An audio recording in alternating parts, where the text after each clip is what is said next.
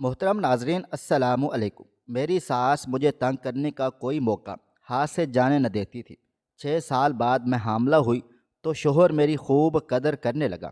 اب میں ساس سے پرانے بدلے لینا چاہتی تھی۔ ایک دن ساس نہا رہی تھی، میں نے غسل خانے کے باہر خوب صابن مل دیا اور خود کمرے سے بیٹھ کر تماشا دیکھنے لگی تھی۔ اچانک میری ساس کی چیخیں بلند ہوئیں۔ میں بھاگ کر باہر صحن میں آئی تو یہ دیکھ کر میرے رونگٹے کھڑے ہو گئے تھے کہ بانجھ عورت کے لیے زندگی بہت تکلیف دہ ہوتی ہے، خاص کر اس وقت جب کوئی ڈاکٹر کہہ دے کہ ابھی اس عورت کے پاس اولاد ہونے کا کوئی بھی چانس نہیں ہے، تو پھر تو اس عورت کی زندگی کانٹوں پر گزرنے جیسی ہو جاتی ہے۔ میرے ساتھ بھی کچھ ایسا ہی ہوا تھا۔ میری شادی کو سال پورا ہوا تو میری ساس کو اولاد کی اولاد دیکھنے کی خواہش ہونے لگ گئی تھی۔ میری ساس کو پوتے پوتی کا چہرہ دیکھنا تھا۔ وہ میرے پیچھے لگ گئی کہ چلو کنیز، تمہیں کسی ڈاکٹر کے پاس لے کر چلتی ہوں۔ پہل تو میں نے انکار کیا اور کہا کہ اماں ابھی شادی کو وقت ہی کتنا ہوا ہے، کچھ عرصہ گزرے گا تو پھر دیکھیں گے۔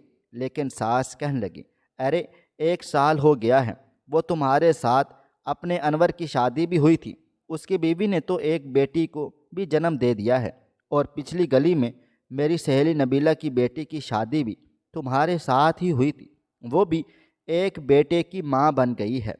ایک میرا ہی آنگن سونا سونا ہے۔ سال بھر تو میں نے خاموشی سے انتظار کیا ہے، اب میں اور کتنا صبر کروں؟ ڈاکٹر کے پاس تو چلنا ہی ہے، دکھا لیتے ہیں کہ کہیں کوئی اونچ نیچ نہ ہو۔ ساس کی بات سن کر مجھے بڑا غصہ آنے لگا تھا۔ وہ یہاں وہاں کے بچے دیکھ کر آ جاتی اور اس کے بعد ان کے دل و دماغ میں بس یہ بات بھر جاتی تھی کہ انہیں بھی اپنے آنگن میں بچوں کی کلکاریاں چاہیے ہیں۔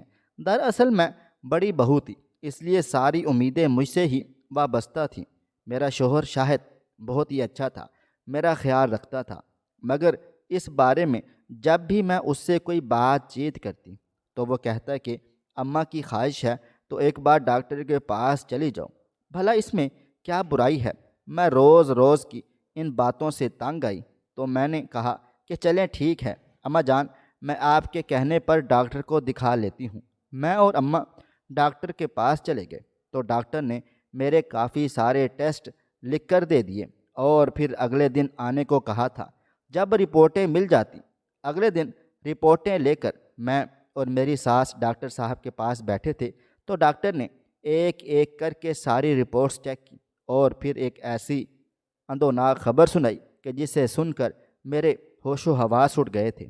وہ کہنے لگیں، کنیز آپ کی بچہ دانی میں پانی کی تھیلیاں ہیں اور ان کے ہوتے ہوئے آپ کا حاملہ ہونا ممکن نہیں ہے۔ اس کا علاج کافی لمبا چلتا ہے اور کچھ صورتوں میں تو ایسی عورتیں حاملہ بھی نہیں ہو پاتی۔ میں کچھ عرصے آپ کا علاج کر کے دیکھتی ہوں، اگر علاج کامیاب ہو گیا تو ٹھیک ہے، ورنہ پھر اس چیز کا علاج کروانا بھی آپ کو فائدہ نہ پہنچائے گا، کیونکہ یہ تھیلیاں اگر ختم بھی ہو جائیں تو دوبارہ سے بن جاتی ہیں۔ ڈاکٹر نے تفصیل سے مجھے ایک میڈیکل کا مسئلہ سمجھا دیا تھا، جبکہ میری ساس کو صرف یہی بات سمجھ آئی تھی کہ میں ماں نہیں بن سکتی ہوں۔ ہم لوگ ہسپتال سے باہر نکلے تو میری ساس کا منہ اترا ہوا تھا۔ میں نے کہا، اماں ڈاکٹر کے کہنے سے کیا ہوتا ہے، میں علاج شروع کروا لیتی ہوں، انشاءاللہ جلد ہی سب کچھ ٹھیک ٹھاک ہو جائے گا۔ دل تو میرا بھی ٹوٹ گیا تھا، لیکن میں اپنی ساس کے سامنے خود کو نیچا نہیں دکھا سکتی تھی کہ اگر ان کو لگتا ہے کہ میں ماں نہیں بنوں گی تو نہ جانے وہ کیا کرتی۔ پہلے ہی بچہ بچہ کر کے انہوں نے سارے گھر میں شور شرابہ ڈالا ہوا تھا۔ میں نے ڈاکٹر کی لکھی ہوئی دوائیں لیں اور گھر چلی آئی۔ ڈاکٹر نے 3 مہینے کا کورس دیا تھا، میں نے وہ کورس شروع کر لیا تھا۔ شاہد نے میری ہمت بڑھائی تھی اور کہا تھا کہ سب کچھ ٹھیک ٹھاک ہو جائے گا، تم بس پابندی سے دوا کھاؤ۔ اس لیے میں وقت پر دوائیں کھانے لگ گئی تھی۔ 3 مہینے ایسے ہی گزر گئے۔ 3 مہینوں کے بعد جب میں ڈاکٹر کے پاس گئی اور دوبارہ میرے الٹرا ساؤنڈ ہوئے، تب بھی میری رپورٹ میں کچھ بھی فرق نہیں پڑا تھا، اور ڈاکٹر کہنے لگیں کہ آپ کے علاج کروانے کا کوئی بھی فائدہ نہیں ہے، بہتر یہی ہے کہ آپ اللہ تعالیٰ سے دعا کریں کہ وہ آپ کے حق میں کوئی معجزہ ہی کر ڈالے۔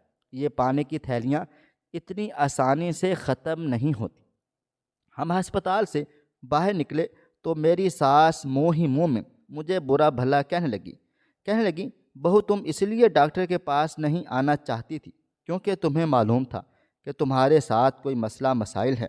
میں ہی بے وقوف تھی جو تم سے آس لگائے ہوئے بیٹھی تھی۔ میرے بیٹے نے اگر تم سے محبت کی شادی نہ کی ہوتی تو ابھی تمہارے گھر والوں کو بلا کر تمہیں میں ان کے حوالے کر دیتی، لیکن بیٹے کی وجہ سے میں مجبور ہوں۔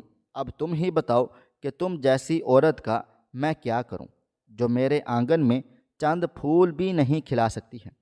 وہ عورت ہی کیا جو بچہ پیدا ہی نہ کر سکے۔ ایسی بات سن کر میری آنکھوں میں آنسو آ گئے تھے۔ ساس کی باتوں نے مجھے بہت زیادہ ٹھیس پہنچائی تھی۔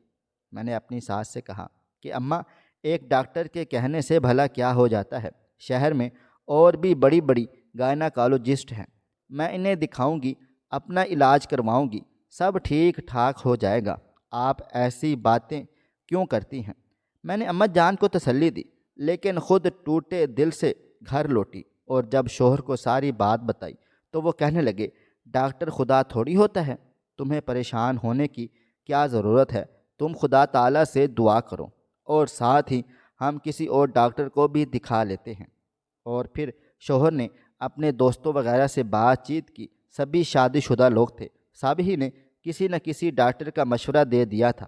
پھر میرے شوہر نے اور معلومات حاصل کی اور ایک ڈاکٹر کا پتہ لے کر گھر واپس لوٹے تھے، اور کہنے لگے دیکھو کنیز، اس ڈاکٹر کے بارے میں بہت مشہور ہے کہ یہ جس عورت کا علاج کرتی ہے وہ جلد ہی حاملہ ہو جاتی ہے۔ میں خود تمہیں اس کے پاس لے کر جاؤں گا اور تمہارا علاج معالجہ کرواؤں گا۔ میرے شوہر کی بات سن کر ساس کہنے لگی مجھے تو امید نہیں ہے بیٹے، لیکن تم جا کر دکھا لو تاکہ تمہیں بھی تسلی ہو جائے، کیونکہ جس ڈاکٹر کے پاس میں لے گئی تھی وہ بھی بہت بڑی ڈاکٹر ہے۔ اس نے بھی کچھ سوچ سمجھ کر ہی یہ بات کی ہوگی کہ کنیز کو علاج کی نہیں دعا کی اشد ضرورت ہے۔ پتہ نہیں کب تک میں خوشیوں کے لیے ترسوں گی۔ تم میرے بڑے بیٹے ہو، اکلوتے بیٹے ہو، تمہاری اولاد دیکھنا میری خواہش ہے، لیکن میری تو قسمت ہی پھوٹی ہے۔ یہ کہہ کر میری ساس کچھ اس انداز میں روئی کہ میں ہکا بکا ہی رہ گئی تھی، اور میرے شوہر ساس کو تسلی دینے لگے، کہنے لگے کہ اماں سب کچھ ٹھیک ٹھاک ہو جائے گا۔ اس کے بعد میرے شوہر مجھے اس بڑی ڈاکٹر کے پاس لے کر چلے گئے۔ اس نے میرا علاج معالجہ شروع کیا، لیکن بے سود رہا۔ 6 مہینے اور گزر گئے، لیکن میں حاملہ نہ ہو سکی تھی۔ رپورٹس ایک مہینہ ٹھیک ہوتی تو دوسرے مہینے پہلے سے بھی زیادہ خراب ہو جاتی تھی۔ دھیرے دھیرے میں خود بھی اب پریشان ہونے لگ گئی تھی، لیکن میرے شوہر تھے جنہوں نے نہ ہمت ہاری تھی اور نہ ہی مجھے کسی کے آگے شرمندہ ہونے کا موقع دیا تھا۔ جب بھی اماں کچھ کہتی ہیں تو میرے شوہر انہیں خود خاموش کروا دیتے تھے، لیکن میرے شوہر دفتر بھی تو جاتے تھے نا، اور دن کا جو حصہ وہ گھر پر نہ ہوتے اس میں میری ساس کوئی نہ کوئی بات کہتی رہتی۔ کبھی وہ گھر کے سونے پن کی بات کرتی تو کبھی مجھے کوئی اور ٹوٹکا طریقہ آزمانے کو کہتی تھی۔ ان کا بس چلتا تو کسی بھی طرح وہ بچہ میرے پیٹ میں ڈال دیتی اور اپنے پوتے پوتی حاصل کر لیتی۔ 1 سال اور گزرا اور میری زندگی پوری طرح سے مشکل ترین ہو گئی تھی۔ ہر آنے والا جانے والا، ملنے جلنے والا، یہاں تک کہ خاندان والے بھی اب یہی سوال پوچھنے لگے تھے کہ بھائی کنیز کب خوشخبری سنا رہی ہوگی؟ اب میں کسی کو بھلا کیا بتاتی کہ یہ میرے ہاتھ میں نہیں تھا، اولاد دینا یا نہ دینا یہ تو اللہ تعالیٰ کی مرضی تھی، اور میں اللہ تعالیٰ کی رضا میں راضی تھی۔ البتہ جب ہر کوئی مجھ سے سوال کرتا یا میری ساس مجھے برا بھلا کہتی تو مجھے بہت زیادہ دکھ ہوتا تھا۔ پھر میری چھوٹی نند کی شادی شروع ہوئی تو مجھے اس کی تیاریوں میں اتنی مصروفیت ہو گئی تھی کہ مجھے یہ سوچنے کا وقت بھی نہ ملا کہ میں بے اولاد ہوں۔ لیکن جب شادی کا دن آیا تو پھر وہی شادی حال میں ہر کسی نے ایک ہی قصہ دہرایا تھا، بھائی کنیز اب تو 3 سال ہونے لگے ہیں، آخر کب تم نے ہمیں خوشخبری سناؤ گی؟ لگتا ہے تم نے اور شہد بھائی نے کوئی لمبی پلاننگ کر رکھی ہے۔ آج کل کی لڑکیاں ویسے بھی بچوں کی جھنجٹ میں کہاں پڑھنا چاہتی ہیں، تم تو پھر بھی پڑھی لکھی ہو، نوکری بھی کرتی تھی، ہو سکتا ہے کہ اس لیے تمہیں بچہ نہ چاہیے ہو، سب نے الٹا میرے سر ہی الزام رکھ دیا تھا، اور میں بس اس کو مسکرا کر سب کے الٹے سیدھے سوالوں کو جھیل رہی تھی۔ اللہ اللہ کر کے میری نند رخصت ہوئی، اور پھر اس کی شادی کو سال ہی گزرا تھا کہ اس کی گود میں ایک پیاری سی ننھی سی معصوم سی بیٹی آ گئی تھی۔ اس کی بیٹی ہونے کی مجھے بڑی خوشی تھی، لیکن اس کی بیٹی کی پیدائش کے موقع پر بھی میری ساس نے چند ایسے زہریلے جملے کہے تھے کہ میرا دل بری طرح سے بجھ گیا تھا۔ میری تکلیف سے میرا درد صرف وہی عورتیں سمجھ سکتی ہیں جو اس مرحلے سے گزر چکی ہوں، جنہوں نے میری طرح بے اولادی کا دکھ اٹھایا ہو۔ میں بہت خوشی خوشی ہسپتال گئی تھی، لیکن جب واپس پلٹی تو میرا دل شدید بجھ چکا تھا۔ شاہد نے میرے کندھے پر ہاتھ رکھا اور کہنے لگا، تم کیوں فکر کرتی ہو؟ میں تمہارے ساتھ ہوں، تمہیں کبھی بھی نہیں چھوڑوں گا۔ میں جانتا ہوں یہ سب کچھ تمہارے ہاتھ میں نہیں ہے۔ رہی بات اماں کی، تو اماں تو کچھ بھی کہہ دیتی ہیں۔ دراصل میں ان کا اکلوتا بیٹا ہوں نا، اس لیے ان کی ساری خواہشات مجھ سے ہی وابستہ ہیں۔ اگر 2-4 بیٹے اور ہوتے تو وہ اب تک خاموش ہو چکی ہوتی۔ اس لیے تم اماں جان کی باتوں کا برا نہ منایا کرو۔ شہد کی تسلی پر میں خاموش تو ہو گئی تھی، لیکن نہ جانے کیوں مجھے ایسا لگتا تھا کہ آج نہیں تو کل میری ساس کا صبر جواب دے جائے گا، اور وہ اپنے اکلوتے بیٹے کے لیے کسی دوسری عورت کو تلاش کرنا شروع کر ڈالیں گی، یعنی میری سوتن میرے سر پر لا کر بٹھا ڈالیں گی، اور اس خوف رہے گا اور میرے نیندیں اڑا ڈالی تھی۔ میں نے مختلف عامل باباؤں سے کا رخ کرنا شروع کر دیا تھا، لیکن کوئی تعویذ کوئی دعا اثر ہی نہیں کر رہی تھی، اور پھر میں نے سب سے تھک ہار کر بس خدا سے لو لگا کر بیٹھ گئی تھی۔ ہر وقت دعائیں مانگتی، نمازیں پڑھتی اور وظائف کرتی رہتی۔ اس طرح سے 5 سال گزر گئے۔ میری چھوٹی نند کی شادی کا دن بھی آ گیا تھا، اور وہ بھی رخصت ہو کر چلی گئی، اور پھر 2 مہینے کے بعد پتہ چلا کہ وہ بھی امید سے ہے۔ میری ساس نانی بننے پر بہت زیادہ خوش تھی، لیکن ساتھ ہی ساتھ وہ دادی نہ بننے پر افسوس کا اظہار بھی کر رہی تھی، اور یہی بات میرا دل دکھا رہی تھی۔ میرا شوہر اکلوتا بیٹا تھا اور 2 نندیں تھیں، اب تو چھوٹی کی بھی شادی ہو گئی تھی۔ ہمارا گھر بالکل ہی ویران سا ہو گیا تھا۔ نند کی شادی کے ساتھ ہی میری چھوٹی بہن کی بھی شادی ہوئی تھی، اور وہ بھی حاملہ تھی۔ اس کی خوشخبری سننے کے بعد دل تھوڑا سا اور بجھ گیا تھا۔ اب تو میری چھوٹی بہن بھی ماں بننے والی تھی، ایک میں ہی تھی جو بنجر رہ گئی تھی۔ میری اس خلش نے مجھے اس قدر عجیب و غریب سا کر ڈالا تھا کہ میں سارا دن خاموش رہتی، شوہر سے زیادہ بات چیت نہ کرتی، ساس کچھ بھی کہتی تو میں بس ہاں کرتی اور کوئی بھی جواب نہ دیتی تھی۔ اب تو مجھے اپنے آپ سے ہی نفرت ہونے لگی تھی، اور لگتا تھا کہ ساس صحیح کہتی ہے کہ بچہ نہ ہو تو زندگی کا کوئی مقصد ہی نہیں رہتا ہے۔ میں بس اپنا آب ہار چکی تھی، اور میری ساری امیدیں دم توڑ رہی تھیں، جب ایک دن میں چکرا کر زمین پر گر پڑی اور میرے شوہر مجھے لے کر ہسپتال بھاگے۔ تو انہیں لگا کہ میں اپنا خیال نہیں رکھتی ہوں، ہر وقت سوچوں میں گمسم رہتی ہوں، پریشان رہتی ہوں، اسی لیے ایسا ہوا ہے۔ لیکن ہسپتال جا کر تو کچھ اور ہی بات پتہ چلی۔ شادی کے پورے 6 سال بعد میں حاملہ ہو گئی تھی، اور یہ خبر ملتے ہی میرے پاؤں زمین پر نہ ٹکتے تھے۔ میں تو ہواؤں میں اڑنے لگ گئی تھی، یہاں تک کہ میں نے ساس کو بھی خاطر میں لانا چھوڑ ڈالا تھا۔ جبکہ میری ساس میری خوب خدمتیں کر رہی تھی، وہ دادی بننے کی خبر پر خوب جشن منا رہی تھی، خوش ہو رہی تھی، لیکن اب مجھے انہیں مزہ چکھانا تھا۔ پچھلے 6 سالوں میں جو کچھ میں سوچ چکی تھی، اب اس کا حساب لینے کا وقت آ گیا تھا۔ میں نے سوچا تھا کہ پوتا ہو یا پوتی، میں اسے اپنے دادی سے لگنے ہی نہیں دوں گی، جس بچے کے لیے انہوں نے اتنے سال تک مجھے بانجھ کہا۔ اس بچے کو میں کبھی ان کی گود میں نہیں ڈالوں گی۔ میں دل ہی دل میں ساس کے خلاف پلاننگ کرنے لگ گئی تھی۔ وہ میرے لیے کچھ بنا کر لاتی تو میں انہیں شک کی نظروں سے دیکھا کرتی تھی۔ وہ میرا بہت زیادہ خیال رکھتی، اور میں پھر بھی انہیں ہی برا بھلا کہتی تھی۔ اب تو میں کھل کر شہد سے ساس کی برائیاں بھی کرتی تھی۔ پہلے میرے قدم کمزور تھے، میری گود خالی تھی، اس لیے میں ڈر کر خاموش ہو جایا کرتی تھی، لیکن اب تو میں ان کے منہ پر ہی کہا کرتی تھی کہ آپ کی ماں مجھے بہت زیادہ پریشان کرتی ہے، ان کی وجہ سے میں ذہنی مریضہ بن کر رہ گئی ہوں، وغیرہ وغیرہ۔ شاہد بھی خاموشی سے بس میری بات سنتے اور کہتے تم آرام کیا کرو، کام کاج تو ویسے بھی اماں جان کرتی ہیں۔ اور پھر ایسے ہی دن گزرنے لگے۔ 3 مہینے پورے ہوئے تو میرے دل سے یہ خوف بھی نکل گیا کہ اب میرے بچے کو کوئی نقصان پہنچ سکتا ہے۔ اس لیے میں نے ایک روز اپنی ساس کو تنگ کرنے کے لیے ایک عجیب و غریب سا حربہ آزما لیا تھا۔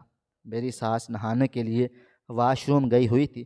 میں نے جلدی سے صابن لیا اور غسل خانے کے باہر ماربل کے فرش پر خوب سارا مل دیا، جو بظاہر تو نظر نہیں آ رہا تھا، لیکن وہاں چکناہٹ اور جھاگ ہو گیا تھا۔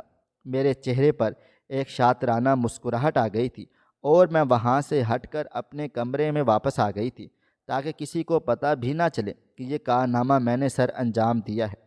گھر میں میرے اور ساس کے علاوہ ویسے بھی کوئی نہیں تھا۔ شوہر بھی کام سے باہر گیا ہوا تھا۔ میں چاہتی تھی کہ کسی بھی آنے سے پہلے میری ساس اس طرح گرے کہ وہ دوبارہ کھڑی ہونے کے قابل ہی نہ رہے۔ میں آرام و سکون سے کمرے میں ٹی وی کی آواز تیز کر کے بیٹھ گئی تھی۔ میرے ایک ہاتھ میں سیب تھا تو دوسرا ہاتھ میں نے اپنے پیٹ پر رکھا ہوا تھا۔ میں دھیرے دھیرے اپنے بچے سے باتیں کرنے لگ گئی تھی، میری کہ تمہاری دادی نے مجھے بہت زیادہ ستایا ہے، اب دیکھو کس طرح منہ کے بل زمین پر گرے گی، پھر انہیں پتہ چلے گا کہ کسی دوسرے کو تنگ کرنے کا نتیجہ کیا ہوتا ہے۔ ابھی میں یہ کہہ ہی رہی تھی کہ اچانک ہی مجھے میری ساس کی زور زور سے چیخنے چلانے کی آوازیں آئیں اور میرے چہرے پر مسکراہٹ گہری ہو گئی۔ میں نے آہستگی سے سیب ایک طرف رکھا تھا اور پھر چہرے پر پریشانی طاری کرتے ہوئے کمرے سے باہر نکلی، لیکن باہر کے منظر نے میرے ہوش اڑا ڈالے تھے، کیونکہ میرا شوہر فرش پر گر کر بے ہوش ہوا پڑا تھا اور اس کے سر سے خون بہتا ہوا بہت تیزی سے فرش کو گیلا کر رہا تھا، سرخ کر رہا تھا، اور ساس باتھ روم کے دروازے پر کھڑی تھی اور اپنے منہ پر ہاتھ رکھ کر اپنی چیخوں کو روکنے کی کوشش کر رہی تھی۔ شوہر کا یہ حال دیکھ کر میں ہکا بکا رہ گئی۔ میں نے تو سوچا بھی نہیں تھا کہ میرا شوہر لوٹ آئے گا اور ساس کی جگہ وہ میری اس چال کا شکار ہو جائے گا۔ شوہر کا بہتا خون دیکھ کر میں سب کچھ بھول بھال گئی تھی اور خود بھی تیزی سے دوڑتی ہوئی آئی تھی۔ مجھے یہ یاد بھی نہیں رہا تھا کہ میں نے خود اس جگہ صابن کا جھاگ لگایا ہوا ہے۔ میرا پیر بھی بری طرح پھسلا تھا اور میں خود بھی فرش پر ہی گر کر ڈھیر ہو گئی تھی۔ میری ساس نے مجھے بہت مشکل سے سنبھالا تھا۔ میری حالت بھی بہت زیادہ خراب ہو گئی تھی، لیکن میرا شوہر تو ہوش میں ہی نہیں تھا۔ میری ساس نے جیسے تیسے پڑوسیوں سے رابطہ کیا اور پھر ایمبولینس بلا کر میرے شوہر کو ڈالا، اور میں بھی پیٹ پکڑ کر درد سے تڑپ رہی تھی۔ میرے شوہر کو ایک طرف ایمرجنسی میں پہنچا دیا گیا تو دوسری طرف میری ساس مجھے لیڈی ڈاکٹر کی طرف لے کر بھاگی تھی، اور پھر مجھے یہ پتہ چلا کہ بری طرح گرنے کی وجہ سے میرا مس کیریج ہو گیا ہے۔ یہ سن کر میں پھوٹ پھوٹ کر زاروں قطار رونے لگ گئی تھی۔ شوہر کی فکر الگ ستا رہی تھی۔ میری ساس نے مجھے ہمت دی اور کہنے لگی چلو پہلے شہد کو دیکھتے ہیں، پتہ نہیں میرے بچے کو ہوش آیا ہے یا نہیں۔ اور پھر میری ساس میرا ہاتھ پکڑ کر آہستہ آہستہ مجھے ایمرجنسی ڈپارٹمنٹ کی طرف لے کر آ گئی تھی۔ پتہ چلا کہ میرا شوہر ہوش میں نہیں آیا ہے، اس کا خون بہت زیادہ بہہ گیا ہے۔ 2 بوتلیں خون کا انتظام کر دیا گیا تھا جو اسے چڑھنا تھا۔ سر پر تقریباً 17 ٹانکے آئے ہوئے تھے۔ شوہر کا حال بہت ہی برا تھا۔ 1 گھنٹے بعد جا کر میرے شوہر کو ہوش آیا اور شکر تھا کہ وہ ٹھیک ٹھاک ہو گئے تھے، لیکن میرا بچہ اس سارے سلسلے میں ضائع ہو گیا تھا۔ میں اپنے شوہر کے پیروں میں بیٹھ کے میں پھوٹ پھوٹ کر زاروں قطار رونے لگ گئی تھی، تو وہ کہنے لگا اس طرح رونے کی کیا ضرورت ہے کنیز، خدا کی یہی مرضی ہوگی۔ میں نے روتے ہوئے کہا یہ خدا کی مرضی نہیں تھی، یہ میرا اپنا ہی گناہ تھا جو میرے سامنے آ گیا ہے۔ میں اپنی بوڑھی ساس کو پریشان کرنا چاہتی تھی، اس لیے اللہ تعالیٰ نے مجھے یہ سزا دی ہے۔ میری بات سن کر شاید ہکا بکا رہ گیا، کہنے لگا یہ کیا کہہ رہی ہو کنیز، اور پھر روتے ہوئے میں نے خود اپنے گناہ کا اعتراف کر لیا اور اپنے شوہر کو بتایا کہ میں 6 سال سے جو کچھ بھگت رہی تھی بس اس سب کا حساب کتاب لینا چاہتی تھی، اس لیے میں نے خود واش روم کے سامنے صابن مل دیا تھا تاکہ اماں گرے اور انہیں چوٹ لگ جائے، لیکن مجھے یہ اندازہ نہیں تھا کہ اماں سے پہلے آپ گھر میں آ جائیں گے اور اس طرح چلے جائیں گے۔ میں دو اماں سے ان کی ہر بات کا بدلہ لینا چاہتی تھی، لیکن الٹا مجھ پر ہی ظلم و ستم ہو گیا۔ میرا بچہ اس دنیا سے چلا گیا اور آپ بھی اس حال میں پڑے ہیں۔ شاید اللہ تعالیٰ نے مجھے سزا دی ہے۔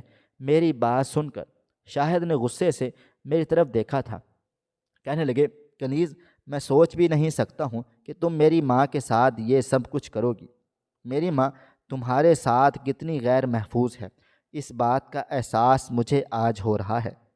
میں تو یہ سوچ کر نوکری پر جاتا تھا کہ تم میری ماں کے پاس موجود ہو تو کسی بات کی کوئی پریشانی نہیں، فکر نہیں ہوگی، لیکن تم نے یہ ثابت کر دیا ہے کہ تم بھی ایک روایتی بہو ہو۔ میں نے نظریں چرا گئی تھی جب کہ میری ساس شہد سے کہہ رہی تھی کہ بیٹا ایسا نہ کہو۔ دراصل میں نے ہی اسے بچے کے لیے بہت بار کہا تھا۔ میں بار بار کہتی تھی میں تمہاری اولاد دیکھنا چاہتی ہوں۔ میں اسے علاج کے لیے بھی بہت زیادہ پریشان کرتی تھی، شاید اس لیے تنگ آ کر اس نے یہ سب کچھ کیا ہے۔ میری ساس کی آنکھوں میں آنسو آ گئے تھے اور وہ مجھ سے اپنی غلطیوں کی معافی مانگ رہی تھی اور میں بس روئے ہی چلی جا رہی تھی۔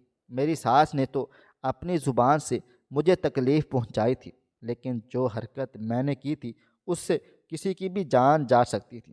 میری ساس اس دنیا سے بھی تو جا سکتی تھی، اور اس بات کا احساس مجھے اس وقت ہوا تھا جب میری ساس کی بجائے شہد کا خون میں نے فرش پر پھیلا ہوا دیکھا تھا۔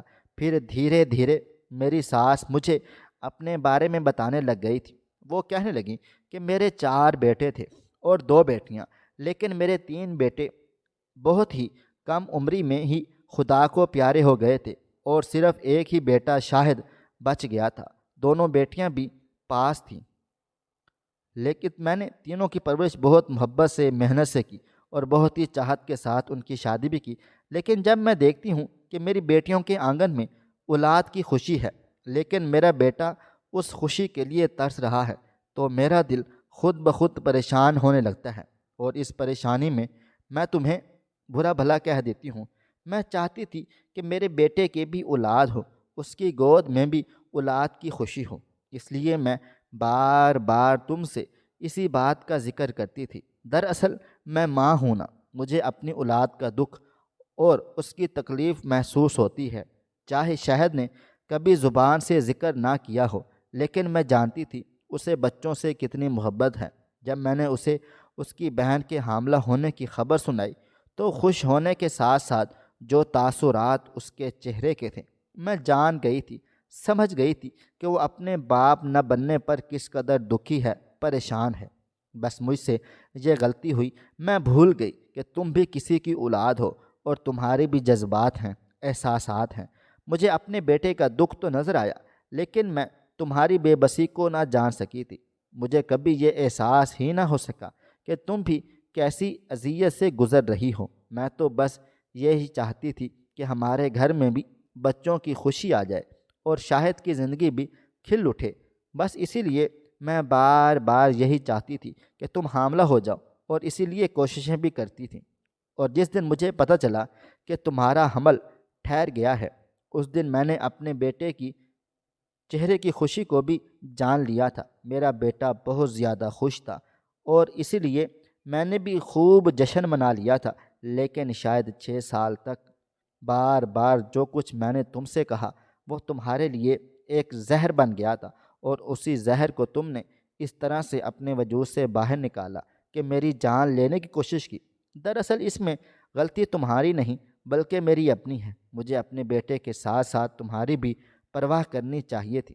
میری ساس نے اپنے ہاتھ جوڑ کر اپنے غلط رویوں کی مجھ سے معافی مانگ لی تھی، اور میں نے بھی اپنے کیے کی معافی ان سے مانگ لی۔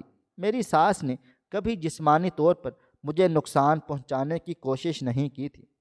ہاں، البتہ ذہنی طور پر میں بہت زیادہ اذیت میں تھی، لیکن اس کے پیچھے بھی ان کے پاس وجہ تھی۔ جبکہ میرے پاس ایسا کچھ کرنے کی کوئی خاص وجہ نہیں تھی، کیونکہ جب میری حاملہ ہونے کی خبر میری ساس کو ملی تھی تو اس دن سے وہ میرا حد سے زیادہ خیال رکھ رہی تھی۔ انہوں نے تو مجھے بستر سے پاؤں بھی نیچے نہ رکھنے دیا تھا، پھر میں ان سے کس بات کا بدلہ لے رہی تھی؟ یقیناً میں ہی غلطی پر تھی، اور اسی لیے ہی میرے ساتھ ہی سب کچھ غلط ہو گیا تھا۔ شاہد ہاسپٹل سے دوسرے دن ہی ڈسچارج ہو گئے تھے۔ انہوں نے ہم دونوں ساس بہو کی باتیں سن لی تھیں، اس لیے وہ بالکل خاموش اور چپ چاپ ہو گئے تھے۔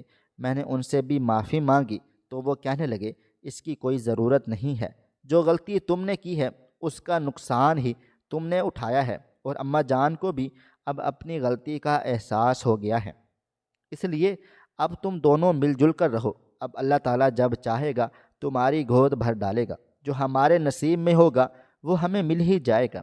شاہد ایک دفعہ پھر پوری طرح خاموش ہو گئے، چپ چاپ ہو گئے، اور مجھے اس بات کا بے حد افسوس تھا کہ جو سالوں بعد ان کے چہرے پر خوشیاں آئی تھیں وہ میری بے وقوفی کی وجہ سے مٹی میں مل گئی تھیں۔ میری ساس نے ٹھیک ہی کہا تھا کہ اولاد کے بارے میں سن کر میرے شوہر کے چہرے پر ایک الگ ہی خوشی آئی ہوئی تھی، اور وہ میری ہر بات ہر خواہش کو مان رہے تھے، لیکن میں نے اپنی بے وقوفی سے اور انتقام کی آگ میں جل کر سب کچھ خود ہی راہ کر لیا تھا۔